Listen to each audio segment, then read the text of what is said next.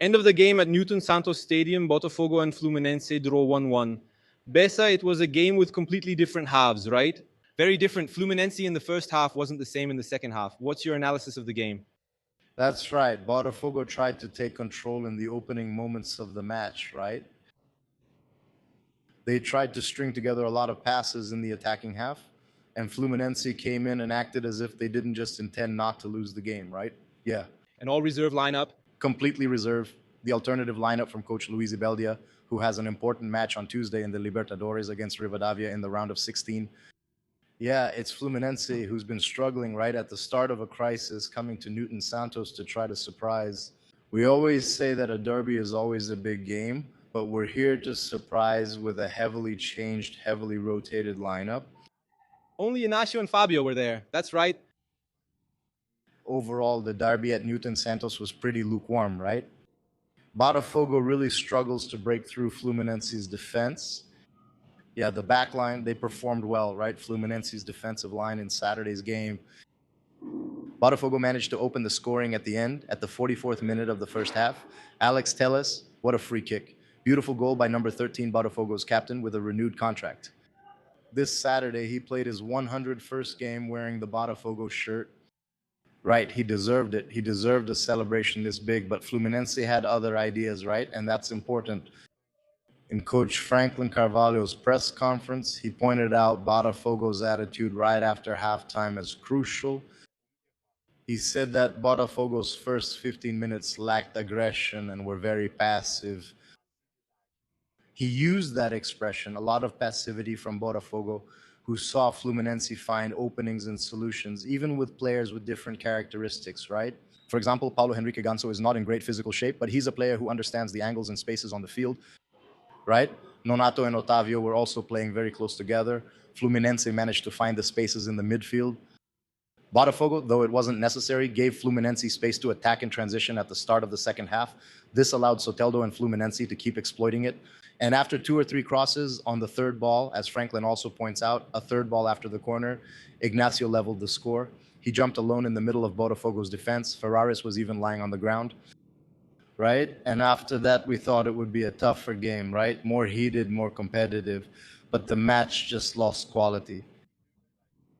The regular starters on Fluminense's bench, who usually play for Zubeldia's team, came in and performed poorly, frequently mishandling the ball. And the substitutions made by Franklin Carvalho didn't have any effect. He switched out both wingers, Cao Antolido and Lucas Villalba. Both of them left the field to a lot of boos. The boos were especially aimed at the Uruguayan. By far, the worst player on the field was from Botafogo. Then he brought on Paulinho, the left back, in place of Alex Sergio to bring some new energy. Botafogo was looking for more depth. And on the other side, Fluminense, even with Savarino, Lucio Acosta, and Hulk, also couldn't perform. They ceded even more possession to Botafogo, but in the end, it looked like one of those casual games, taking advantage of this Father's Day vibe, right? It looked like a family pickup game, a Sunday match. Both teams were very disorganized. Fluminense on one side giving the ball to Botafogo, Botafogo on the other side giving the ball back to Fluminense, while they were desperately trying for the second goal, which would have been a very important result for Botafogo. We can say that in the union of fans, Botafogo comes out, in quotes, defeated. It's a stumble, you could say, since if Botafogo had won, they'd be just 2 points behind Fluminense. When Fluminense was using only reserves, right? Weak, a reserve team. And Botafogo finally would be just 2 points behind Fluminense, who now sit in 4th place, the last top 4 spot with 35 points. But if they win, they would be 2 points behind with a game in hand. Botafogo has a game in hand to play against Grêmio here at the stadium as well. So in this duel between Luis Ubeldia, who has been heavily criticized, and Franklin Carvalho, who, in my opinion, made some questionable decisions regarding the reading of the game today, right? You mentioned Fluminense here. He gained a lot in the midfield, focusing on the flanks. And Luis Ubeldia responded by filling the area even more. We talked about Savarino, Lucio Acosta, Hulk as well, carrying the ball through the middle when he came in. Anyway, Fluminense leaves here much happier than when they arrived. Botafogo leaves disappointed, missing a golden chance to beat their rival. Now it's 4 games without a win against Fluminense. Botafogo then defeated Fluminense during that 8-game stretch. Now Botafogo turns the page, right? They play on Thursday against Cienciano, the round of 16 match in the Copa Sudamericana. Meanwhile, Fluminense has that big decision coming up, right? amid the chaos that's taken over at Laranjeiras, Luiz Ubeldia is really on shaky ground, facing Rivadavia in this round of 16 match in the Libertadores as well. Yeah, Botafogo still had a few more chances, a little chance there at the end with Arthur Cabral, right?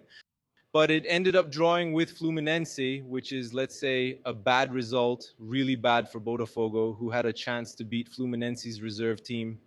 It ended up as a draw at Newton Santos. Well, that's it for now. Thank you very much. Leave your like, subscribe to the channel, share it with your friends, and see you next time. Bye.